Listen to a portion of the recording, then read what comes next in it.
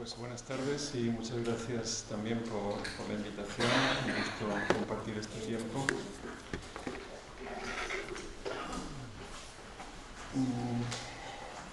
Mi intervención, que he matizado el título como Deseo y Negatividad, creo que conecta con el final de la intervención de Amador de ayer.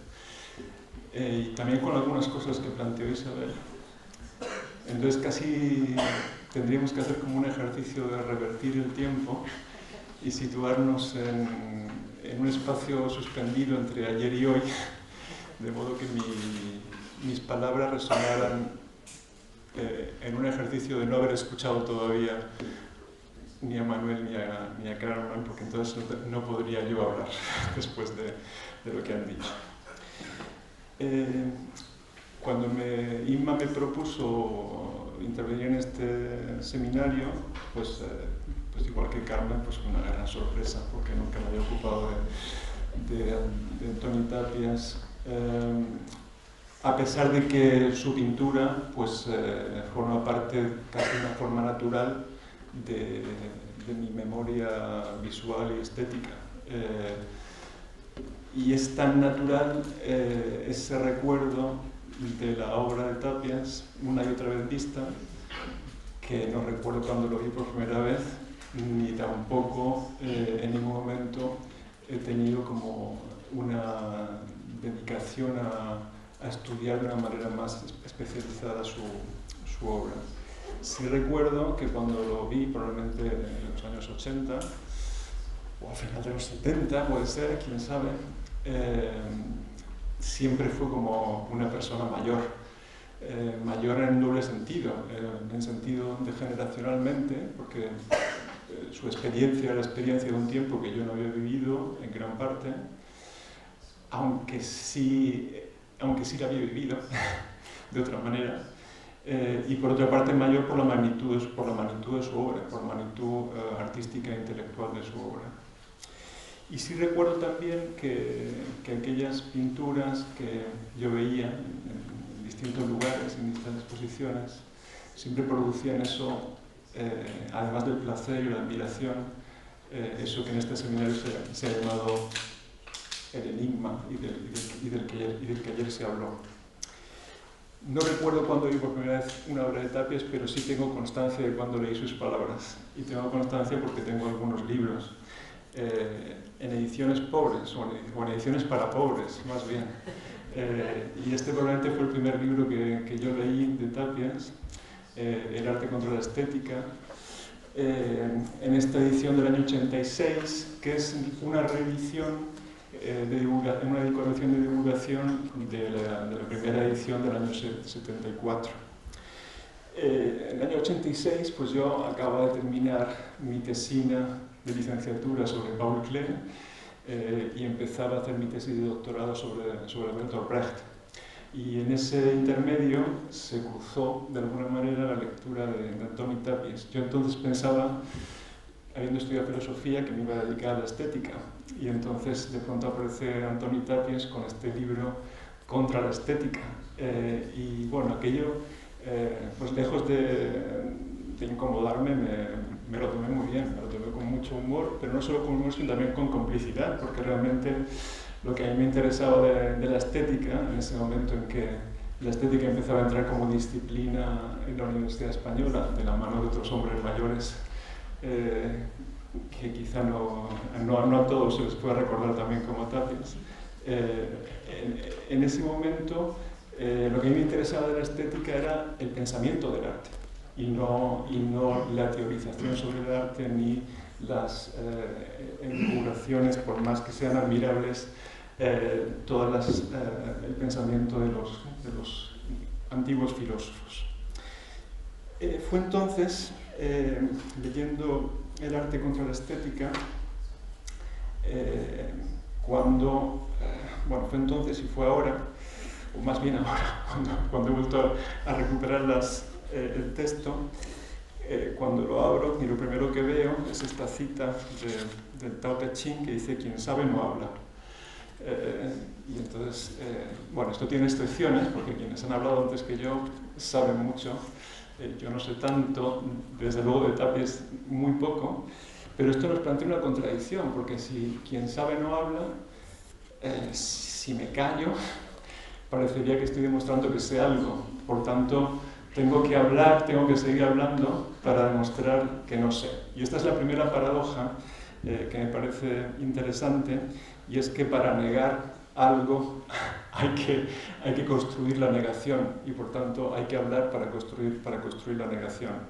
Para manifestar la negación y para manifestar el vacío hacen falta las palabras, o para manifestar el silencio hacen falta las palabras. De hecho, también está en la introducción del libro, en otra cita, en este caso de un poeta, de Walt Whitman, que en la primera página se escribe: creías que no eran palabras esos trazos rectos, esas curvas, ángulos, puntos. No, eso no son palabras. Las palabras sustanciales están en la tierra y en la mar, están en el aire, están en ti.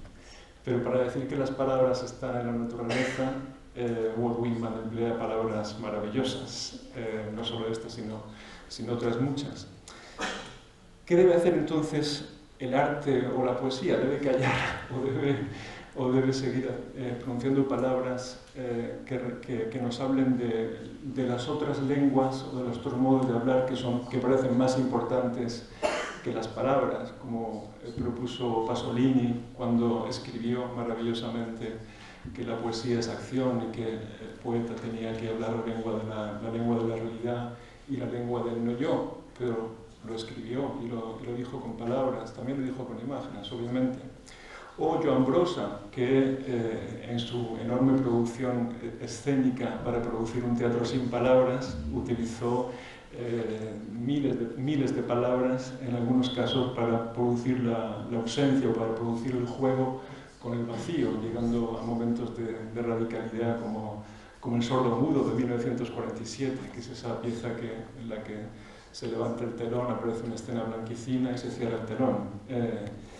Entonces hay algo que tiene que ver con esa imposibilidad de manifestar el silencio si no es mediante la negación del silencio, o de manifestar la nada si no es mediante la construcción de lo contrario a la nada. Es mucho más fácil manifestar la plenitud o representar la plenitud que representar el vacío. Esto probablemente es lo que hizo también Carmen Laforet en su novela Nada, del año 45, que para poder llegar a esa última frase, o el último párrafo en el que dice: de la casa de la calle de Aribau no me llevaba nada, para poder decir esa frase tuvo que construir 200 páginas de novela en el que mostraba esa experiencia negativa de esa España traumatizada, o esa Barcelona completamente destruida por la guerra civil, por la pobreza, esas vidas casi insalvables. Pero claro, esa nada es una nada paradójica, porque realmente no es verdad que esa nada es una paradoja, por tanto es más bien una negación en sentido estricto, una negación de ese tiempo de miseria, que estaba contradiciendo aquello que Andrea espera cuando llega a Barcelona, que es una vida llena de alegría, de plenitud, de amor, lo que es propio de una mujer de 18 o 19 años, y lo que se encuentra es la pobreza más absoluta y la miseria más absoluta. Pero la nada es paradójica, porque eso que se percibe como nada al final de la novela es toda una experiencia que permite la construcción de la misma novela, que se revela entonces como una negatividad brillante por el ejercicio de la prosa de Laforet, en contra de esa cotidianidad turbia y en contra de esa positividad oscura que ella ha vivido en esos años. En 1986, cuando yo leí este libro por primera vez,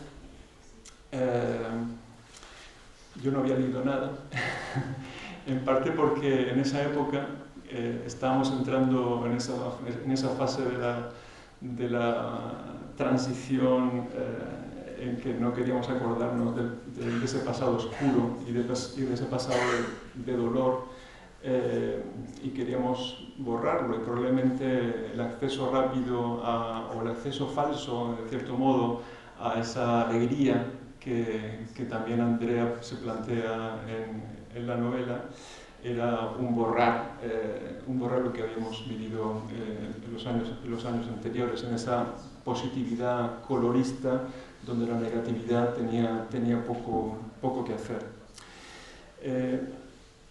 Antoni Tàpies viajó a París en 1950, cuando tenía 26 años. Yo tenía 24 años cuando, en 1986, cuando leí este libro, viajé a Berlín. Era un Berlín dividido en dos, un Berlín donde había una ciudad de colores, una ciudad de mercado, y otra parte, al otro lado del muro, que era una ciudad sin imágenes y que era una ciudad de una materialidad muy densa, con un olor que no se puede olvidar, que es un olor al combustible de los austeros Trabant, que usaban una mezcla de combustible y de aceite que se te quedaba pegado en la piel. Y en esos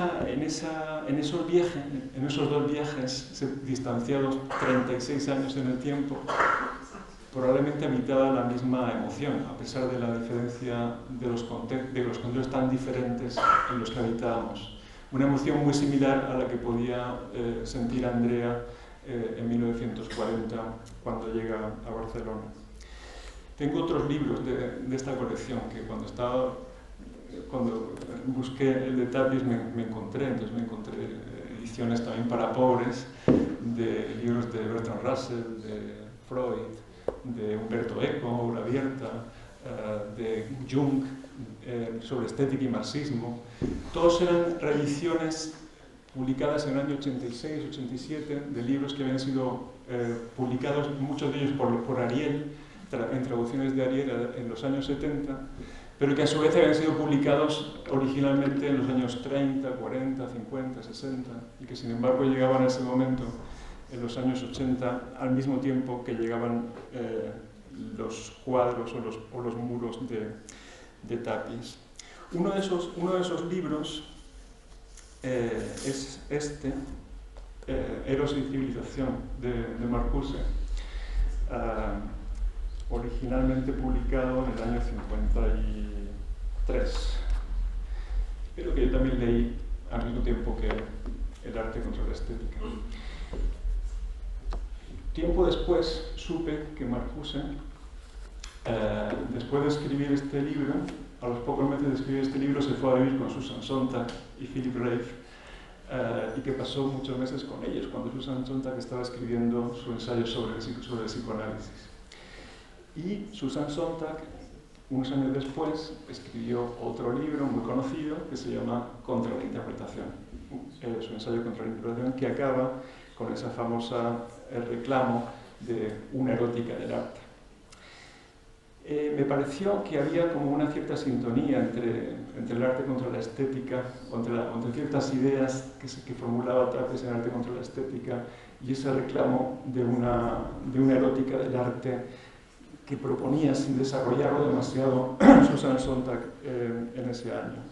Y me parece que en este tiempo de un arte tan, no solo un arte, sino muchas cosas, muchas dimensiones de la experiencia tan burocratizadas, tan sometidas a la corrección política y tan sometidas a agencias externas, me parecía que esa reivindicación de la erótica y la reivindicación del arte contra la estética pueden tener sentido. Hay algo en común en ese rechazo de la interpretación, de volver a una descripción amorosa, decía Susan Sontag, de las obras frente a buscar sus significados, y el rechazo de la interpretación en Tàpies, que me parecía que podían tener sentido.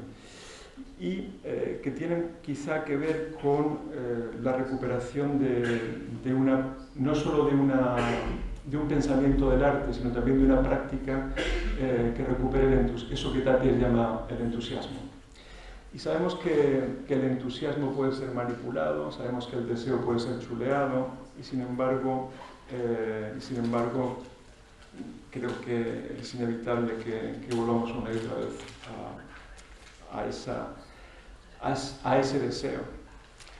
Contra la estética y contra la interpretación son dos negaciones programáticas, pero que manifiestan también una disposición amorosa y manifiestan una disposición lúdica en sus formulaciones.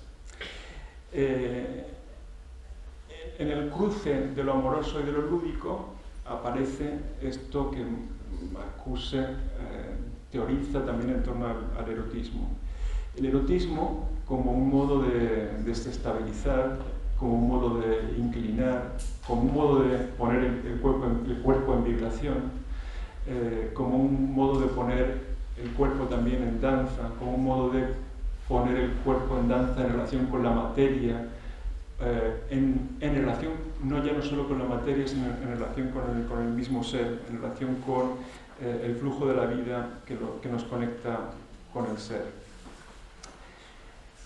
El juego, por otra parte, permite la relativización, permite remover las jerarquías, permite la igualdad, permite que se oigan, como decía Carmen, todos los instrumentos y no solo el más fuerte. Permite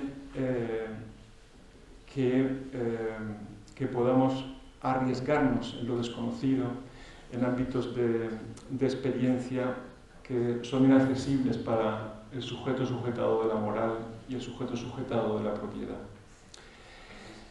La defensa de la dimensión erótica y de la dimensión lúdica resulta estéril si no es afirmando al mismo tiempo la negatividad. Porque si meramente se defiende lo lúdico y lo erótico, caemos fácilmente en una disposición narcisista o una disposición del artista o del inconsciente, del que, como en una simplificación de aquello de yo simplemente encuentro, de la espontaneidad acrítica, etc. Por tanto, la defensa del erotismo o la defensa de lo lúdico requiere casi como condición inevitable la negatividad.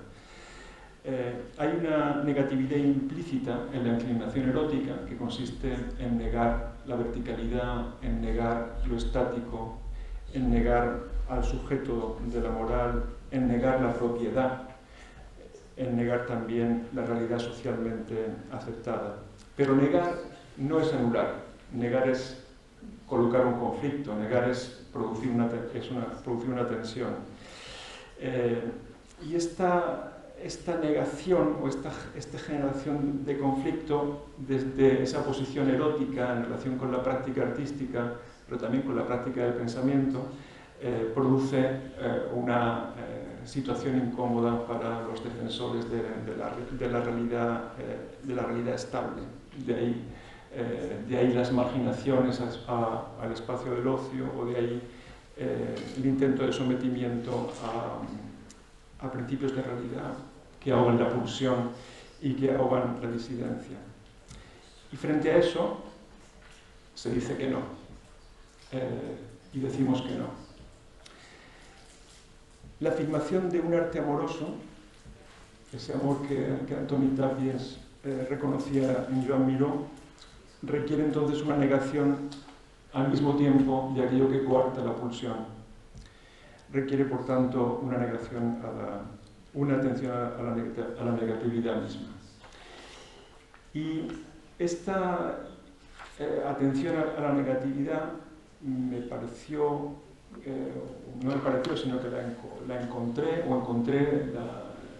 esta idea visitando la exposición de la práctica del arte en la Reina Sofía, especialmente en uno de los estudios, en ese que aquí está en la planta más abajo, que son esas pinturas de los años 50, el año 55 al 57, donde, según el propio Antoni Tàpies decía, alcanza como una madurez en su pintura y también donde se hace más evidente la relación con la materia.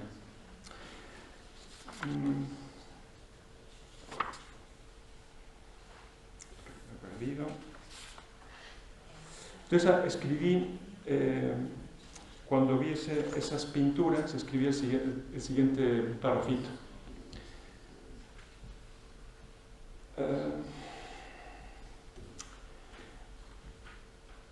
Estas pinturas manifiestan una lucha, una especie de lucha con la materia, que se resiste a dejar de ser materia, y que es una lucha que tiene algo de riña erótica, pero jugada con absoluta seriedad, casi olvidando que se juega, como si fuera un juego en el que se está muy cerca de la reunión con el ser. Y me quedé pensando en este estudio, o en esta escena, o en este estudio como escena. Es una escena que se revela como una encrucijada de paradojas. Está compuesta por cuadros de una enorme potencia plástica que exhiben, sin embargo, una extrema vulnerabilidad, el fracaso continuo de la voluntad de atravesar la superficie por parte de esas mismas manos que previamente la construyen imperfecta, como si esa materia, una vez construida, se hubiera vuelto autónoma y resistiera a cualquier tentativa de humanización. Son cuadros como muros que se ofrecen como pieles, telas que son cuerpos que también podrían ser corpos tela. Cuando la piel atrae la mano a su contacto, lo orgánico retrocede y retorna al muro. Cuando el cuerpo se aleja del muro, reaparece la piel, se diría que casi respirando, arrugándose, retorciéndose, supurando por sus heridas. Son cuadros que niegan la representación, pero no la imagen, proponen imágenes subcutáneas que no se forman en la retina, o al menos no solo en la retina, sino que requieren de la colaboración del tacto, de un tacto que esté de la mano y que convoca también la memoria de la piel y la memoria de otras pieles que no son la mía y de otros esqueletos que no son el mío. Invitan a avanzar en el tiempo de su creación e imaginar la experiencia de otro tiempo que sigue siendo el nuestro. Pensé en tres dimensiones de la negatividad en relación con la materia misma, amada y atacada, amada y perforada, amada y arañada, en relación con el cuerpo, sentido y distanciado, evocado y ocultado, y en relación con la representación sistemáticamente negada y continuamente convocada o realizada, en el sentido austiniano de realizar como perform. Lo negativo, tal como fue pensado en la filosofía dialéctica, esto lo adelantó el Amador, es aquello, aunque tú hablaste más de un momento muy anterior, es aquello cuya existencia ha sido reiteradamente cancelada, es aquello que no aparece porque ha sido excluido del ámbito de la positividad, es lo silenciado, es lo ocultado, es lo reprimido.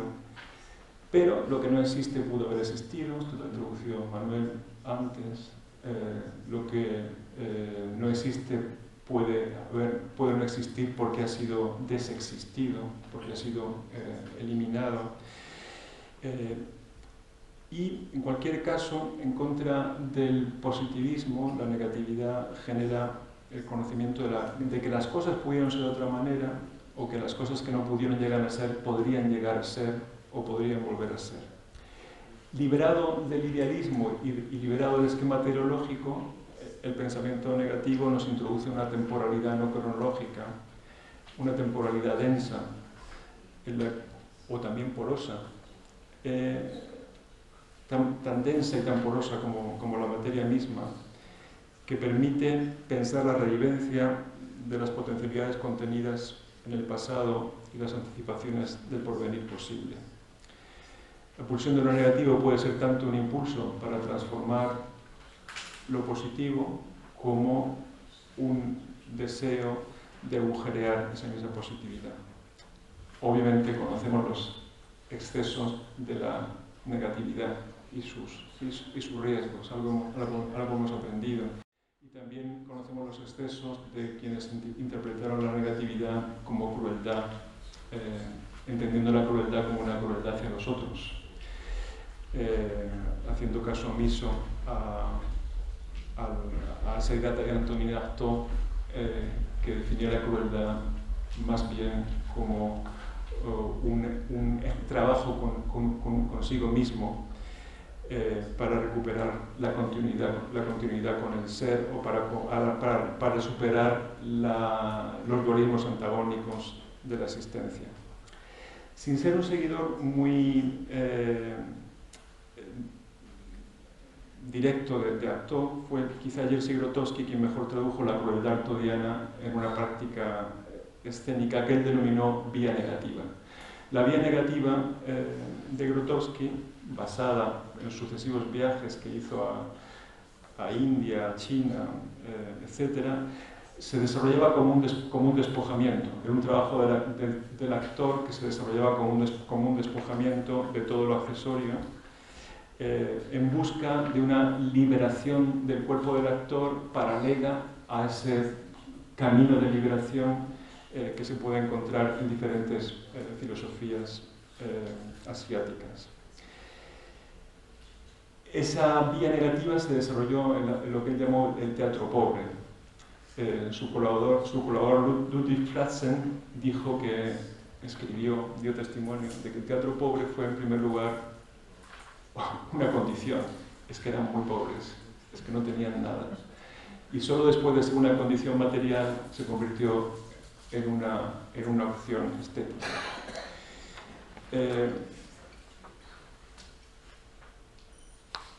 Y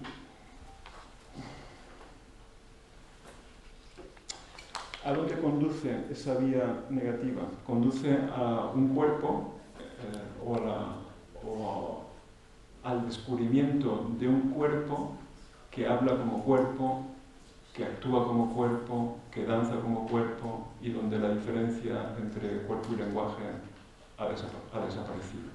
Donde el lenguaje es natural, es espontáneo, donde el pensamiento no requiere ya todas estas palabras que yo me veo obligado a decir, porque el cuerpo por sí mismo transmite un pensamiento.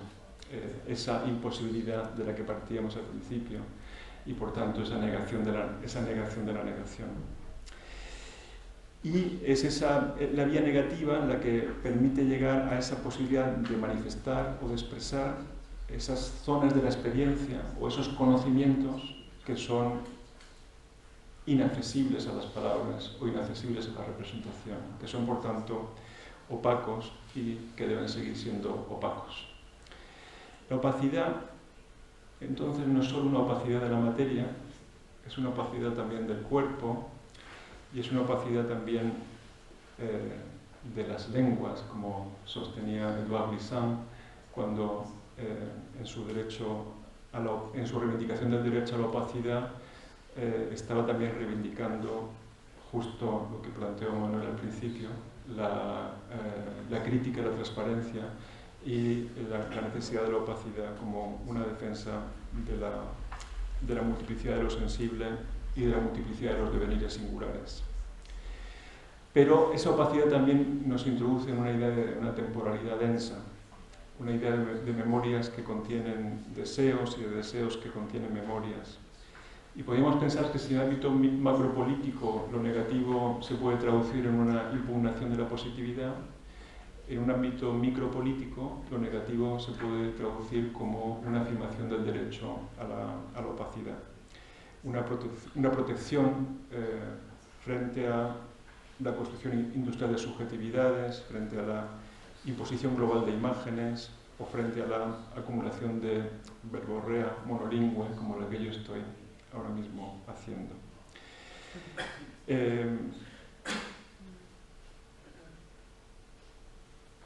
Y aquí termino.